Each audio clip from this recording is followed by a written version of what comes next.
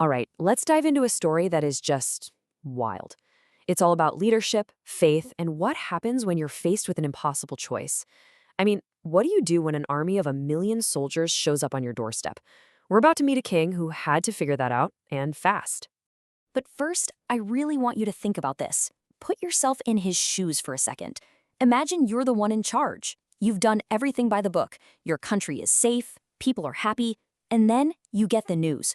Over 1 million soldiers are coming for you. What's your first thought? What's your plan? Honestly, is there a plan? Keep that in the back of your mind because that's exactly the situation we're about to break down. Okay, so our story kicks off with a guy named King Asa of Judah. Now, long before he had to worry about any foreign armies, Asa's first fight was actually at home. It was for the heart and soul of his own kingdom. See, he seemed to get something really important, that true strength doesn't start with bigger walls or more weapons, it starts with your culture. And look at what he does. This wasn't some timid suggestion box. He was decisive.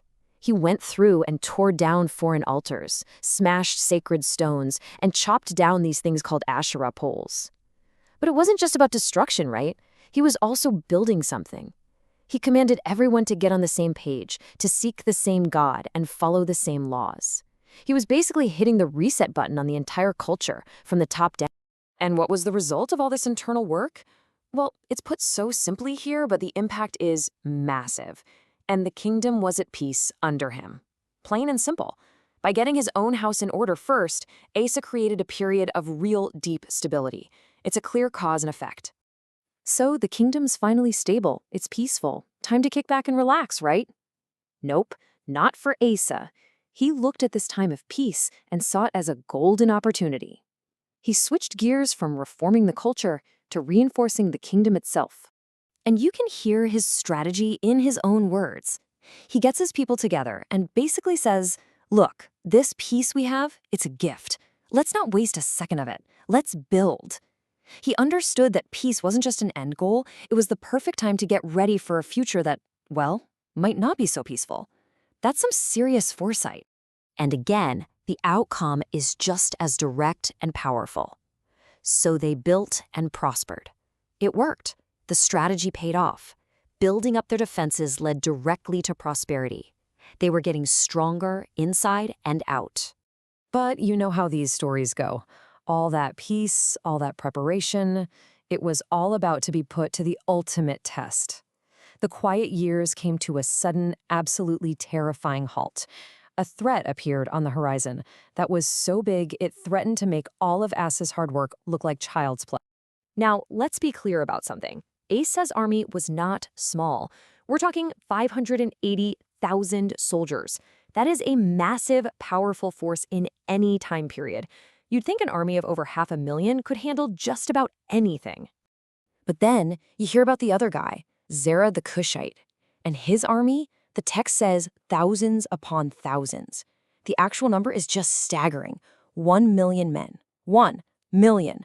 Plus 300 chariots, which were basically the tanks of the ancient world. All of a sudden, Asa's huge army is outnumbered almost 2 to 1. I mean, just look at this when you put it side by side. The difference is insane. You've got Asa's army, which on any other day would look invincible, and then you have Zerah's army, a literal human tidal wave. This is the point where all your military tactics and strategies just go right out the window. So what does Asa do? He marches his army out to face this impossible threat. They get into their battle formations, and in that moment of truth, with absolutely everything on the line, he doesn't give some big heroic battle speech. He does something totally different. He prays. And this prayer is the absolute key to the whole story. Asa doesn't try to puff out his chest and pretend he's got a secret plan. He's brutally honest. He calls his own side the powerless and the enemy the mighty. His entire strategy in this moment comes down to one single idea: reliance. He's basically saying, this fight is too big for us. We're counting on you. And with that prayer hanging in the air, the stage was set. The two armies are staring each other down in the valley of Zephathah. On one side, 1 million men, totally confident in their own strength. On the other, a king and his army, confident only in their God. The battle is on.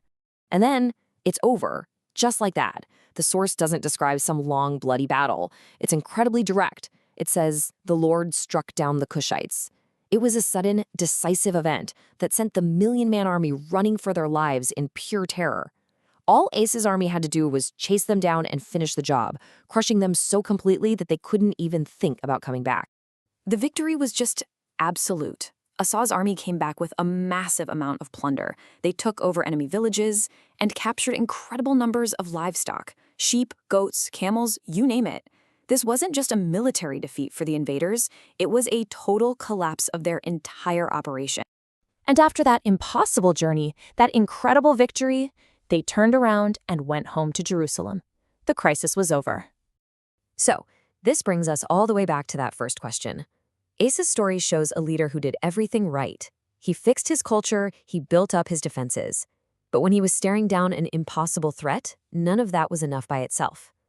It seems to tell us that strength from walls and weapons has a limit. Which really leaves us with something to think about. When you face your own impossible odds, where does your true strength really come from?